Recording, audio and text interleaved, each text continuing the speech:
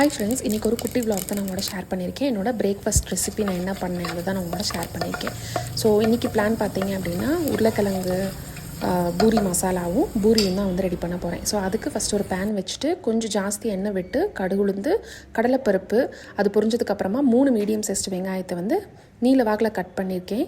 So அதையும் சேர்த்துட்டு 3 பச்சை மிளகாய் கருவேப்பிலை இது வந்து நல்லா வதங்கணும். இது வதங்கிட்டு இருக்க டைமில் பார்த்தீங்க அப்படின்னா பீட்ரூட் இருக்கு இல்லையா, ஒரு 2 பீட்ரூட் எடுத்து அது தோல் உரித்து அதை வந்து மிக்சியில் போட்டு நல்லா பேஸ்ட்டாக எடுத்து அதை வந்து சப்பாத்தி மாவில் போட்டு இன்றைக்கி வந்து நான் பூரி மாவு வந்து பிணைஞ்சிருக்கேன். ஸோ இது பார்த்திங்க அப்படின்னா ஓரளவு வதங்கிருச்சு. ஸோ அதனால் ஒரு 1.5 ஸ்பூன், இந்த ஸ்பூனில் நான் வந்து ஒரு 1.5 ஸ்பூன் அளவு மஞ்சள்தூள் சேர்த்துருக்கேன். சேர்த்துட்டு கொஞ்சமாக இப்போதைக்கு உப்பு சேர்த்துக்கலாம், அதுக்கப்புறம் தேவைப்பட்டால் நம்ம வந்து உப்பு சேர்த்துக்கலாம். ஸோ அதனால் கொஞ்சமாக உப்பு சேர்த்துட்டு லைட்டாக மிக்ஸ் பண்ணிவிட்டு இது நல்லா வதங்கினதுக்கப்புறமா பார்த்திங்கன்னா நான் வந்து ஒரு 3 உருளைக்கிழங்கை வந்து நல்லா வேக வச்சு மசிச்சு எடுத்திருக்கேன். நீங்கள் வந்து 1-2 மசிச்சிங்க அப்படின்னா டேஸ்ட் வராது. ஸோ அதனால் நல்லாவே வந்து மசிச்சு எடுத்துக்கோங்க. இப்போ அதையும் நல்லா நம்ம சேர்த்துக்க போகிறோம்.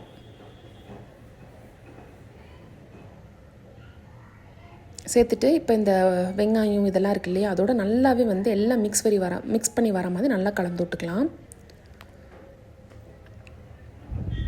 ஸோ இப்போ பார்த்தீங்க அப்படின்னா எல்லாமே கலந்து வர மாதிரி கலந்தாச்சு. இப்போ இதுக்கு எவ்வளோ தண்ணி தேவையோ அதை வந்து நம்ம சேர்த்துக்கலாம்.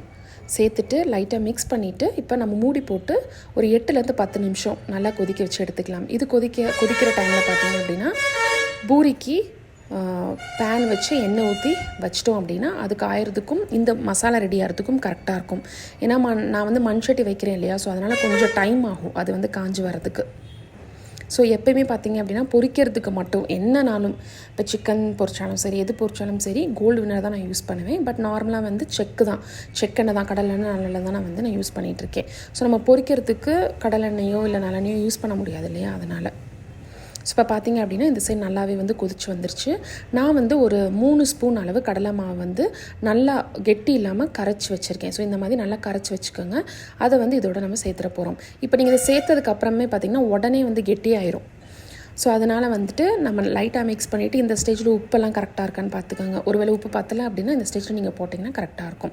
ஸோ இப்போ பார்த்திங்க அப்படின்னா உங்களுக்கே நல்லாவே தெரியும் நல்லா கெட்டி ஆகிடுச்சு இல்லையா. ஸோ இப்போ வந்து ஒரு 1/2 டம்ளர் தண்ணி அளவு நீங்கள் ஊற்றுனீங்க அப்படின்னா கரெக்டாக இருக்கும்.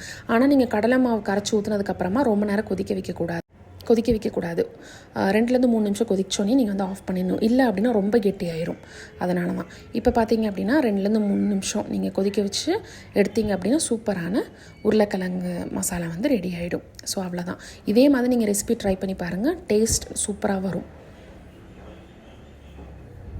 இதை வந்து எடுத்து நம்ம தனியாக வச்சிட வேண்டியதான்.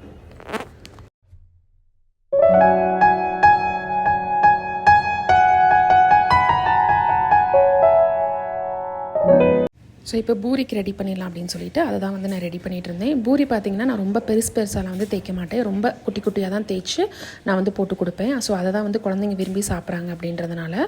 ஸோ பூரி பார்த்திங்கன்னா ரொம்ப சாஃப்டாகவும் வந்துருந்துச்சு, அதே டைம் ரொம்ப டேஸ்டியாகவும் இருந்துச்சு. ஸோ இது வந்து பெரிய டிஃப்ரென்ஸ்லாம் கிடையாது. நம்ம ஹெல்தி வெர்ஷனில் பண்ணி கொடுக்கணும் அப்படின்னு நினச்சோம் அப்படின்னா இந்த மாதிரி நம்ம ட்ரை பண்ணி கொடுக்கலாம்.